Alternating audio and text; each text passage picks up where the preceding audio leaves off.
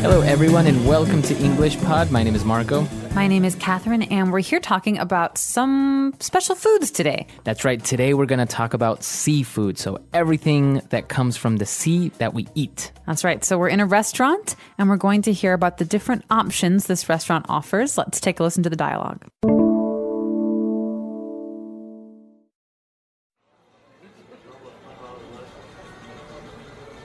This is such a nice restaurant. I feel so classy. Yeah, it's a little bit pricey, but they serve the best seafood in town. May I take your order? Yes, I would like some marinated grilled shrimp for starters, and I'll also have the lobster. Excellent choice, sir. And for you, madame?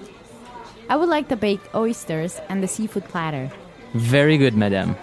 That seafood platter sounds good. Excuse me, what does the platter have?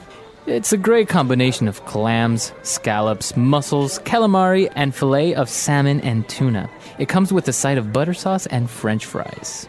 That sounds great. Cancel the lobster and give me one of the same, please. Very well, sir. Anything to drink? Can we get a bottle of your house white wine, please? Superb choice. I will be back shortly with the wine.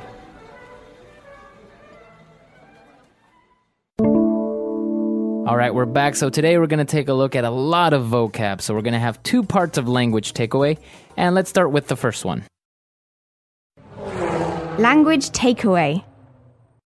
Now, in Language Takeaway Part 1 today, we have a number of really important and useful adjectives. The first one is classy. That's right. So we're going to a nice restaurant. And so you feel like you're in a classy place. Now, a classy place is a nice place. You might be expected to dress nicely. It might be a little bit fancy. Exactly. So classy is kind of a synonym of fancy or luxurious. Right. So if you're going on a date with someone, it might be a good idea to go to a classy restaurant. That's right. But usually if a restaurant is classy, it also means that it's a little bit pricey. Okay, so something that is pricey is expensive. And seafood is famous in America for being very pricey. That's right. So something that is pricey means that it's a little bit expensive.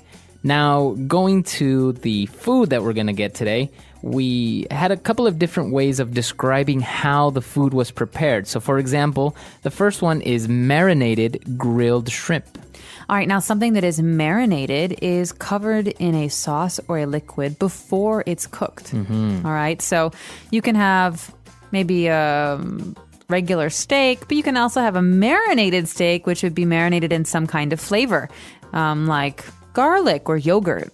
That's right. So usually you leave it in maybe some sauce, like garlic sauce, for a couple of hours or a couple of minutes before you cook it. Now, when we cook it, there are different ways of cooking things. In this case, we're having grilled shrimp. All right, now grilled is different from fried. Fried we do in a pan with some oil, but a grill, usually there's no pan, no oil. There's just a grill. So grill, grilled.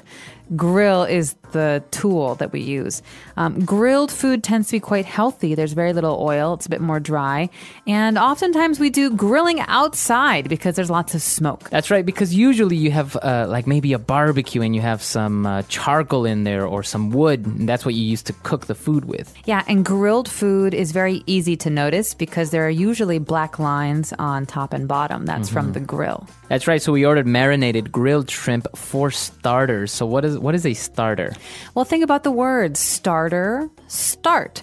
Now, a starter is something you eat at the start of your meal, at the beginning. You eat it before you eat the main course. All right. So it's also known as an appetizer. That's right. Starters and appetizers are the same thing. And these are small things you eat before you start to eat your main meal. So they're not very filling. Okay. So yeah, it'll be something small like a soup or maybe like in this case, some marinated grilled shrimp. Yes. All right, so great vocab there. Why don't we review that part, and we'll be back in a bit.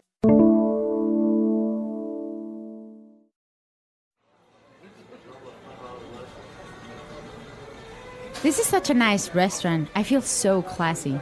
Yeah, it's a little bit pricey, but they serve the best seafood in town. May I take your order?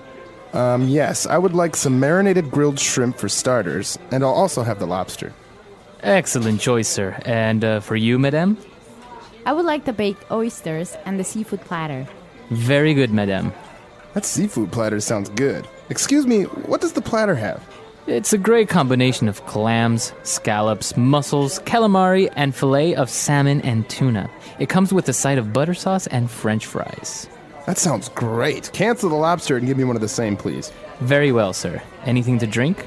Can we get a bottle of your house white wine, please? Superb choice. I will be back shortly with the wine.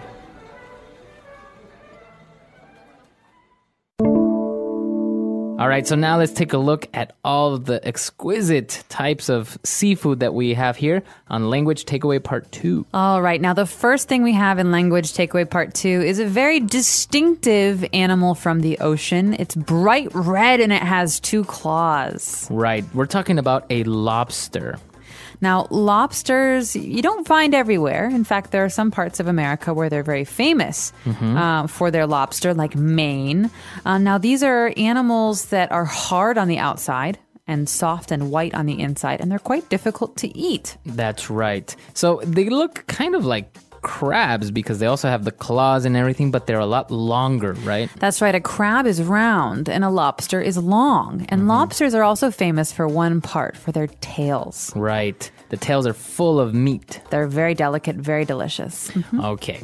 So we're having some lobster, and we also ordered some baked oysters. Now, oysters are another kind of thing that comes from the ocean. They come in a shell.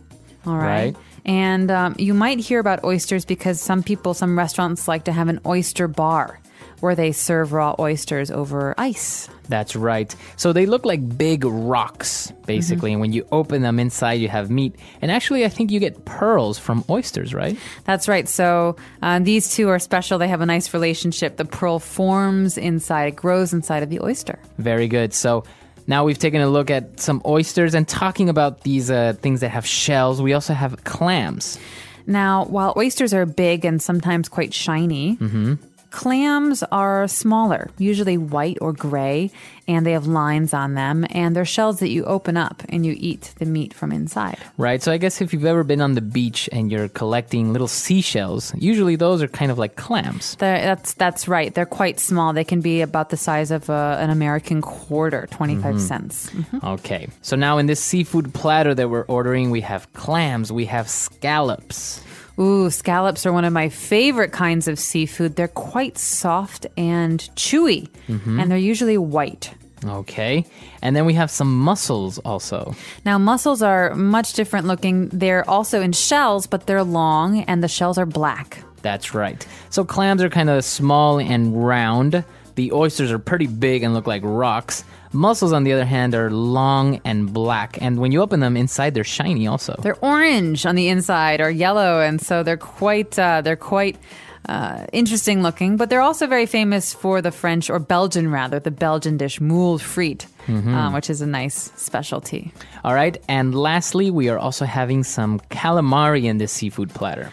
Oh, this is another one of my favorites. Now, calamari is a kind of food, but the animal is the squid. Okay, so why is it called calamari? Well, calamari, I believe, comes from the Italian word calamaro.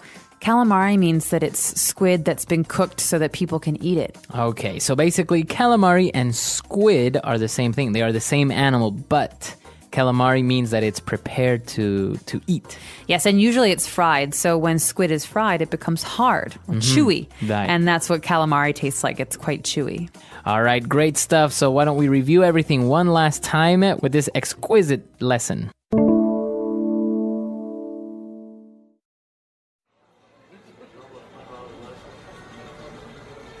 This is such a nice restaurant. I feel so classy. Yeah, it's a little bit pricey, but they serve the best seafood in town. May I take your order? Yes, I would like some marinated grilled shrimp for starters, and I'll also have the lobster. Excellent choice, sir. And for you, madame? I would like the baked oysters and the seafood platter. Very good, madame. That seafood platter sounds good. Excuse me, what does the platter have? It's a great combination of clams, scallops, mussels, calamari, and filet of salmon and tuna. It comes with a side of butter sauce and French fries. That sounds great. Cancel the lobster and give me one of the same, please. Very well, sir. Anything to drink? Can we get a bottle of your house white wine, please? Superb choice. I will be back shortly with the wine.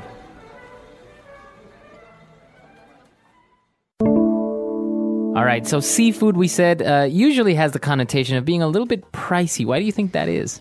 I think it's pricey because the best seafood doesn't come from seafood farms. It comes from people who go in boats and they collect this seafood in nets. And also, there are fewer and fewer places now in America where you can find this kind of food because some places have experienced overfishing. Too many people are trying to fish. And also, some places just don't have the right climate for certain animals. Right. So, for example, in the United States, you do have, the whole country is covered in the west coast by the Pacific Ocean. The east coast, you have the Atlantic. So, obviously, you do have some coast, but if you're in the middle of the United States, it's partly hard to get seafood. So I imagine it's very expensive. It can be very, very expensive. So oftentimes we get lake food. It's different kind of fish, but we don't have lobsters. But you'll find that in the west, you get very good salmon because Alaska in the northwest is very famous for salmon from the Pacific.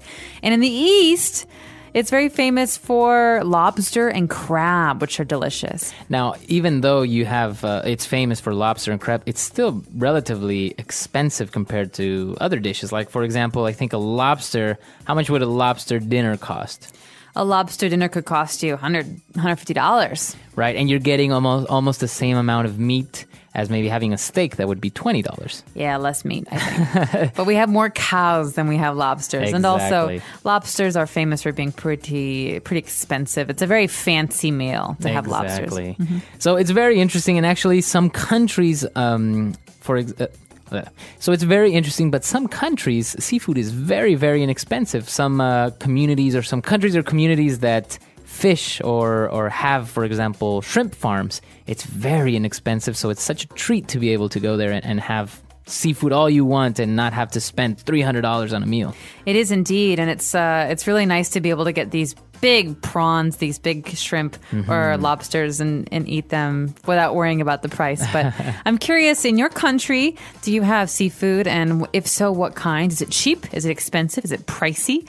Let us know. Our website is EnglishPod.com. All right, we'll see you guys there. Bye.